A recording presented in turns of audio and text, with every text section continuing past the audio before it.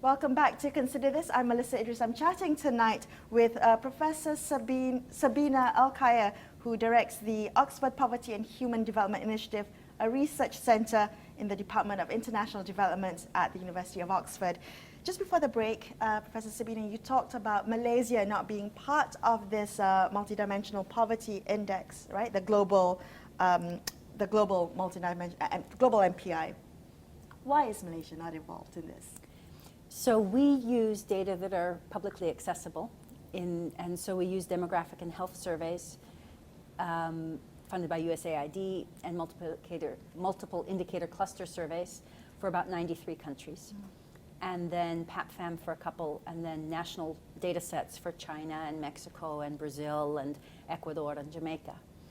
But we don't have data yet for Malaysia that are in the public domain that we can use, and we haven't been requested to use other data sets. Okay. So I'm here, and I would love to know what the MPI for Malaysia is. And many of us would do. I mean, I think it was important to kind of really, to create good policy, you need first the data to show where the policy is needed the most. And the conversation about availability of data, especially disaggregated data, has been one that's been ongoing in Malaysia. Talk to me a little bit about sensitivity of data, especially disaggregated data, in your work. Is this a common fear, a common thread that you see when you work in different countries? It really depends on the country context. I mean, in some countries now for years, the data are in the public domain, they're disaggregated, and it's fine. But in a number of cases, they're not disaggregated by politically sensitive categories, or they're just starting to be. So I'll give an example from Mexico. Now this is of a national human development, multidimensional poverty index. And we had the honor to work with Mexico in 2009 when it launched its first MPI in 2010. And they had state levels of poverty, but they've never disaggregated by indigenous identity. And a lot of the poorest groups in Mexico are from the indigenous groups. And so there was quite a bit of nervousness the night before they launched. And the nervousness was not about the methodology, about having a new multidimensional poverty index versus income, though they were the first country to do it. Right. And it wasn't about disaggregating it by gender or by state, which they also did, but they were nervous about the indigenous groups. And then they released it, and there was a very positive response. Because I think in Mexico, everybody knew that the indigenous groups were the poorest. Okay. And this somehow validated it. It made it public. And so people could just get to work. But it was a huge difference. So in Mexico in the first release, 43% of people were poor. And 10% were in extreme poverty. Wow. But when you move to the indigenous people, 75% were poor. And 39% were in extreme poverty. So it was just a huge disparity. Yes. But that meant people could get to work, they could see it come down. And one of the joys is that Oaxaca, which is a state with a high proportion of indigenous people, between 2016 and 2018, which is the most recent time they updated their MPI, they updated every 2 years, Oaxaca had the fastest reduction of all the states. Wow. And so again, there's a kind of a joy because it's catching up. Because you've addressed the problem and you were able to then, implement policies that will be able to address the underlying issues. How have you seen, the MPI change the way policymakers or even, civil society talk about and respond to poverty? Has that changed the way we've discussed the word poverty? I think so. I mean, I'll give 3 examples. One is in the Sustainable Development Goals. The goal 1, the first goal of 17, is to end poverty in all its forms. There's 169 targets. The first is to end $1.90 a day poverty, and the second is to end multidimensional poverty. And it's recognized that ending poverty is the biggest global challenge.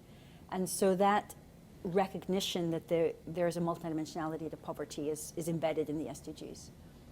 I think another is just the uptake of work. We had the honor in 2013 to launch a policy network of countries that were interested in national MPIs. Alongside the global MPI we do for over 100 developing countries. There were 16 countries in Oxford in 2013 with President Santos of Colombia, Amartya Sen, the Nobel laureate in economics, to launch the network. But now there are 60. Wow. 60. And so that community is growing, developing national MPIs and using them. They have events with heads of state and with ministers in General Assembly and other places. And the third is that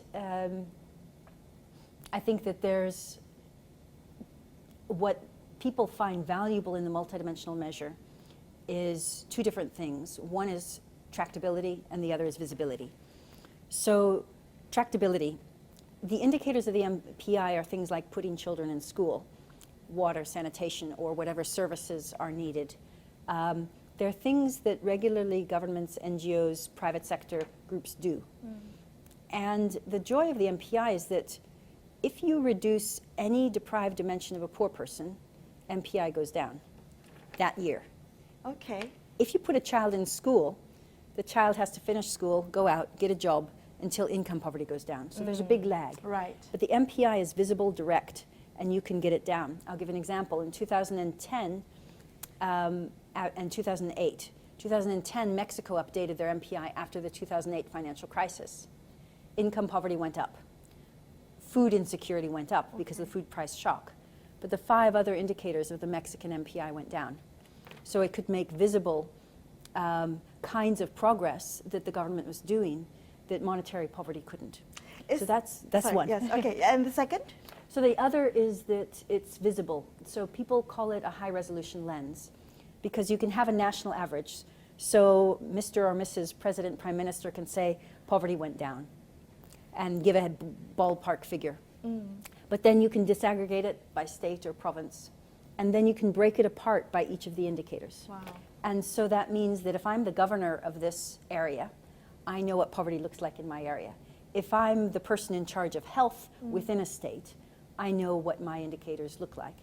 And so whether it's budget allocation, whether it's targeting of programs, where it's coordination of ministries, you have just gathered together an information platform. And the SDGs focus on integrated or multi-sectoral policies because they have a bigger impact. Right. And so the MPI is a good tool because it sort of gives a bird's eye view, not on every SDG, but on a bunch of them that are connected with each other. Well, this seems to me like, you know, it's a win-win situation. So why is it that it's been only adopted by 60 countries, the national MPI? What's the hesitation of all the other countries in adopting a national MPI? I think it's just time. Okay. I mean, I think... So they'll get there eventually? Absolutely. Malaysia will get there too? Absolutely. Okay. All right, we'll come back and continue this conversation with Professor Sabina right here on Consider This. Don't go anywhere. We'll be right back.